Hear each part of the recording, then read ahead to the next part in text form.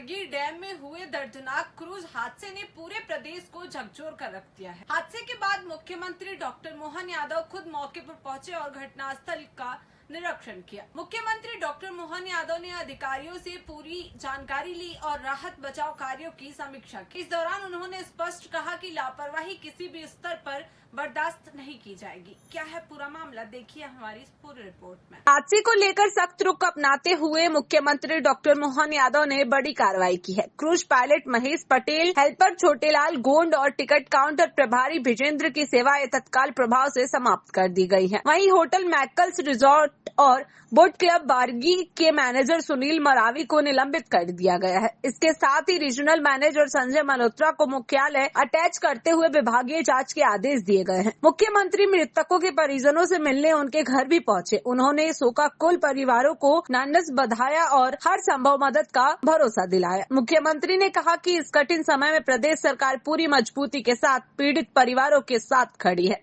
जबलपुर में बरगी डैम के पास मां नर्मदा के इस स्थान पर जो दुखद हादसा हुआ है, जैसा कि सबको जानकारी है, कल जो ये घटना हुई, इस घटना से 9 लोगों की बॉडी मिली है, 28 लोगों को बचाया जा चुका है। मुझे और आप सबको, पूरे प्रदेश को जिनने भी घटना सुनी सब स्तब्ध रह गए।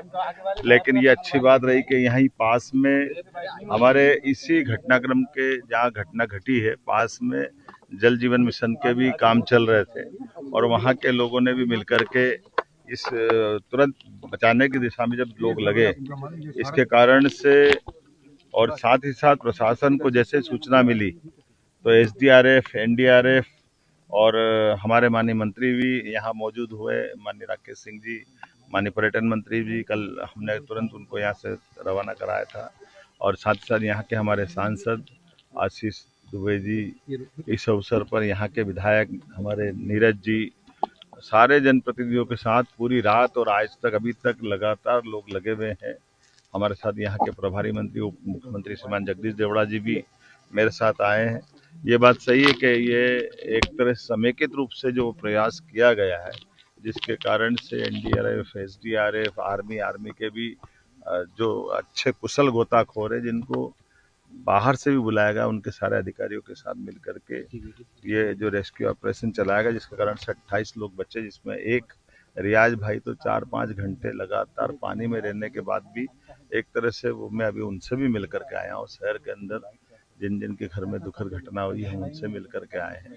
और वो रियाज भाई ने तो अपने शब्दों में जो बयां किया कि मान लिया था कि मैं अब शायद नहीं बचूंगा, लेकिन ये रेस्क्यू टीम ने उनको बचाने का काम किया। इसलिए तत्काल राहत जो की गई है, उसके कारण से राहत बचाव अभियान में यथायोग्य प्रकार से जितना अच्छा हो सकता था उत्कृष्ट काम किया गया। इसलिए मैं प्रत्येक जो यहाँ के श्रमिक पास में भी जो इस पे काम कर रहे थे, उनको बचाने वालों को भी 51,000 रुपये प्रत्येक श्रमिक को देने की घोषणा करता हूँ।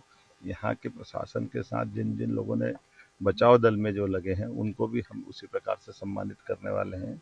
मैं अपनी ओर से खास करके यहाँ जितना हमसे बन पड़ रहा है, जो प्रत्येक मृतक परिवार के बारे में कल हमने अनाउंस किया है 4 लाख उनको देते हुए, माननीय प्रधानमंत्री जी ने भी मृतक परिवार को 2 लाख देने की बात कही। पैसे का सवाल नहीं है, लेकिन ये कष्ट की घड़ी में सरकार, हम सब इस बात के लिए मन में भी पीड़ा भी है, लेकिन हम अपनी तरफ से इसमें प्रयास कर रहे हैं। खास करके इसके साथ साथ कोशिश कर रहे हैं कि इस पूरे घटनाक्रम के लिए कमेटी बनाने की घोषणा की है, जिसमें हमारे सरकार के माध्यम से उच्च स्तरीय जांच समिति बना रहा है। इसमें महानिदेशक होमगार्ड एवं नागरिक सुरक्षा, सचिव मध्य प्रदेश शासन, आयुक्त जबलपुर संभाग, ये इस पूरे घटनाक्रम की 3 बिंदुओं पे जांच करेगी, जिसमें क्रूज दुर्घटना के कारणों की सूक्ष्मता से जांच करना, परिस्थितियों को प्रतिपादित करना जिसके कारण से ये दुर्घटना हुई है, क्रूज संचालन से जुड़ी हुई सभी घटनाओं की जानकारी, प्रासंगिक नियम, अधिनियम, नागरिक सुरक्षा प्रोटोकॉल्स का पालन किया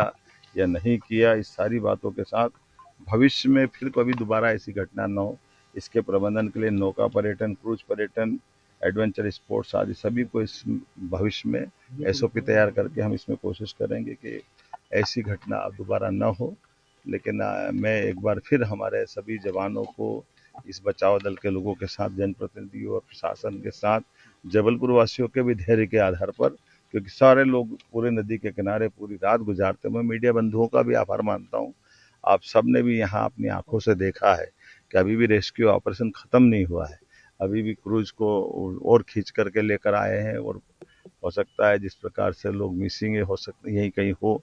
अधिकतर जितना 28 लोग को ऐसी घटना के बाद बचाना ये बड़ी चुनौती थी, लेकिन मैं मान के चलता हूँ कि ये हमारे बहादुर जवानों की और सारे लोग जितने लोग जुड़े थे उनकी जीवटता है। इसके कारण से घटना को एक तरह से मिनिमाइज किया गया और कई लोग बचे हैं।